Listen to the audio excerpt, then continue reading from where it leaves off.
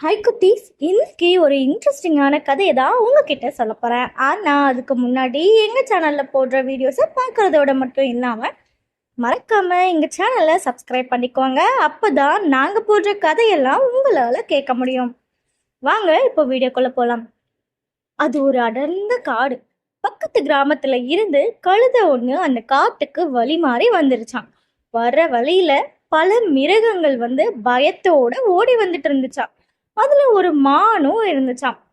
அந்த கழுதை மான் கிட்ட கேட்டுச்சா, ஏன் இப்படி எல்லாரும் பயந்து போய் வேகமா ஓடி வரீங்க அப்படின்னு கழுதை கேட்டுச்சான். அதுக்கு அந்த மான் என்ன சொன்னுச்சுன்னா, இந்த காட்டுல சிங்கம் ஒண்ணு இருக்கு, அதை பார்த்துதான் நாங்க எல்லாரும் பயந்து இப்படி ஓடிட்டு இருக்கோம் அப்படின்னு மான் வந்து சொல்லிச்சான். கழுதையும் சிங்கத்தோட வீரத்தை நினைச்சிட்டே காட்டுக்குள்ள நுழைஞ்சிச்சான்.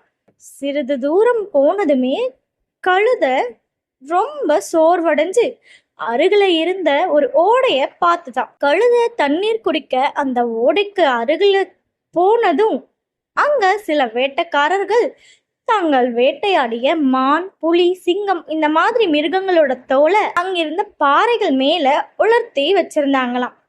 அதை பார்த்ததும் கழுதைக்கு ஒரு ஆசை வந்துச்சான். உடனே ஒரு சிங்கத்தோட தோலை எடுத்து அதோட உடம்பு மேல போத்திக்கிச்சான். அந்த கழுதையும் பார்க்கறதுக்கு சிங்கம் மாதிரியே இருந்ததுனால மற்ற மிருகங்கள் எல்லாம் கழுதைய பார்த்து பயந்து ஒதுங்கி போனுச்சான்.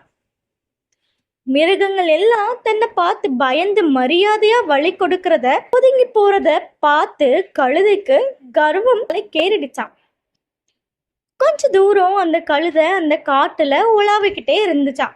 போற வழியில நரி ஒன்ன பார்த்துச்சான் கழுதை. சரி, இந்த நரியையும் பயமுறுத்தலாம் அப்படின்னு நினைச்சு நரியோட பக்கத்துல போனுச்சான் கழுதை. நரியும் பயத்துல நடுங்கிக்கிட்டு, சிங்கராஜா, நான் தெரியாம இந்த பக்கமா வந்துட்டேன், இனி நான் இந்த காட்டுக்கே வரமாட்டேன் அப்படின்னு கழுதை கிட்ட சொன்னிச்சான். கழுதையும் சிங்கம் மாதிரியே கர்ஜிக்கும்னு நினைச்சு கத்துச்சான்.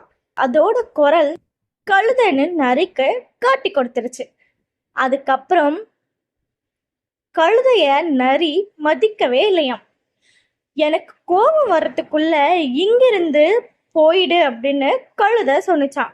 அதற்கு நரி என்ன சொன்னிச்சான், கழுதைய பார்த்து பயப்பட முடியாது அப்படின்னு பதில் சொல்லிச்சான். அது மட்டும் இல்லாம, நீ சிங்கம் மாதிரி வேஷம் போட்டாலும் உன்னுடைய உண்மையான குணத்தை உன்னால மாத்திக்க முடியாது அப்படின்னு நரி கழுதை கிட்ட சொன்னிச்சான். இப்படி நரி சொன்னதும் கழுதை வெக்கத்துல தலை குனிஞ்சு ரொம்பவுமே அசிங்கமா ஃபீல் பண்ணிச்சான். இதுல இருந்து நமக்கு என்ன தெரிய வருது, நாம இருக்கும் போதுதான் மதிப்படைகிறோம்.